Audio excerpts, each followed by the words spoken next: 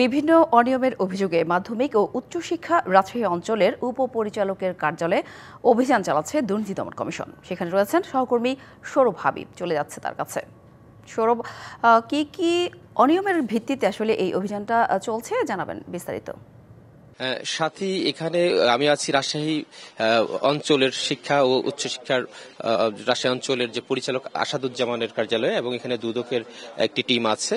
এবং এখানে যে অভিযোগ যে এখানে বিভিন্ন ফাইল আটকে রেখে, বিশেষ করে এমপিওর ফাইল আটকে রেখে ভোগান্তি সৃষ্টি করা সহ ঘুষ দাবি করা সহ বিভিন্ন অনিয়মের অভিযোগ এখানে রয়েছে, এবং এই অভিযোগগুলোকে কেন্দ্র করে দুদকের পক্ষ থেকে এখানে অভিযানে আসা হয়েছে।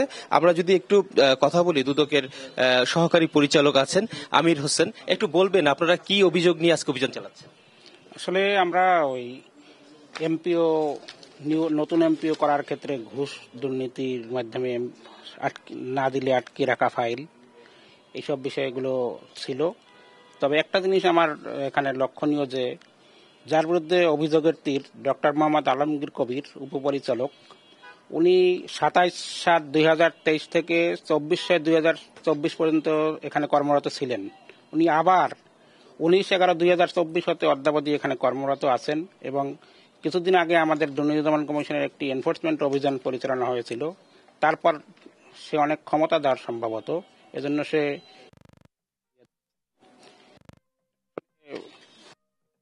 সংশ্লিষ্ট কর্তৃপক্ষের খতিয়ে দেখা উচিত যে মানুষের বিরুদ্ধে এত অভিযোগ, সে কিভাবে তার ওই পদে দায়িত্বে থাকে। কি ধরনের অভিযোগ তার নামে?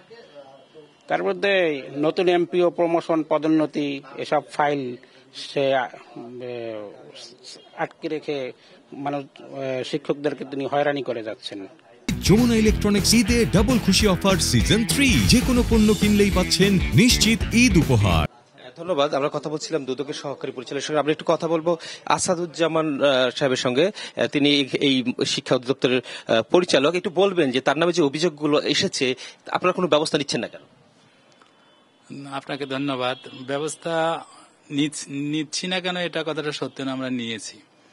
তো গতবার যখন দুদকের অভিযান চলল, আমরা তাদেরকে দেখিয়েছিলাম যে সেখানে আমি বলেছিলাম 182টা ফাইল আটকিয়ে আছে। সে আটকিয়ে রাখাটাকে বলতে নারাজ, বলে পেন্ডিং আছে, সে সময় ওভাবে করতে পারে নাই। এবং সেখানে সে বলেছিল যে আমি ডাক্তার দেখাতে ইন্ডিয়া গেছিলাম, সেজন্য করে নাই। এর কিছুদিন পরে উনি, আমার ধারণা যে তিনি ইচ্ছাকৃতভাবেই একটা কালবেলা দিয়ে একটা কাল্পনিক নিউজ করানো হলো। সেই নিউজ নিয়ে আমরা অনেক সময় ছিলাম। তখন সাথে সাথে যখন এই নিউজটা হলো, আমি আমার কর্তৃপক্ষকে বলেছি। তিনি বলছেন যে আপনারা দুজন, যারা আপনার প্যানেলে যারা কাজ করেন, তাদের দুইজনকে আপনি শোকজ করেন, এবং কেন তারা এই সমস্ত কাজ করছে। তো আমরা দুইজনকে শোকজ করালাম। শোকজ করার এডি আলমাসউদ্দিন এবং ডিডি আলমগীর কবির। আলমাসউদ্দিন যদিও যথাসময়ে তার জবাব দিয়েছিল, সে সময় ঈদের ছুটি ছিল, ঈদ উল ফিতরের ছুটি ছিল। আলমাসউদ্দিন ওই সময় 3 দিন সময় দেওয়া হয়েছিল, দেয় নাই, আলমগীর দেয় নাই। তারপর ওনাকে যখন অফিস খোলা হলো, তখন উনি বলে আমাকে হার্ড কপি দেন। তখন আমি ওনাকে হার্ড কপি দেওয়ার পরে উনি আমাকে যে একটা জবাব ধরিয়ে দিয়েছেন। ধন্যবাদ আপনাকে। সাথী, শুনছিলেন এখানকার যিনি উপপরিচালক আলমগীর কবির, তার নামেই মূলত বিভিন্ন অভিযোগ, এবং সেই অভিযোগগুলোই খতিয়ে দেখছে দুদকের কর্মকর্তারা। সাথী, ধন্যবাদ সৌরভ।